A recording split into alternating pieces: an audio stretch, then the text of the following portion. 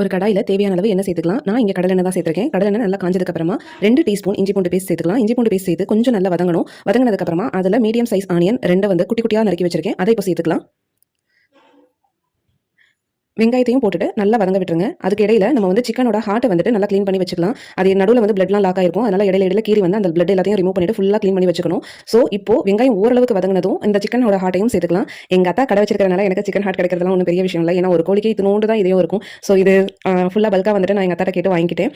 இது கொஞ்சம் ஈரல் அந்த டேஸ்ட்டில் தான் இருக்கும். இப்போ இந்த மசாலா சேர்த்துக்கலாம். ஒரு 1/2 டீஸ்பூன் மஞ்சள் தூள், 1 டீஸ்பூன் மிளகாய் தூள், 1 டீஸ்பூன் மிளகுத்தூள், 1/2 டீஸ்பூன் ஜீரகத்தூள், 1/2 டீஸ்பூன் சோம்புத்தூள், கொஞ்சமாக ஒரு 1/4 டீஸ்பூன் மட்டும் பட்டை ஏலக்காய் தூள். இது 5, 6 சேர்த்துக்கலாம். இது எல்லாத்தையும் சேர்த்துட்டு நல்லா கிளறி விடணும்.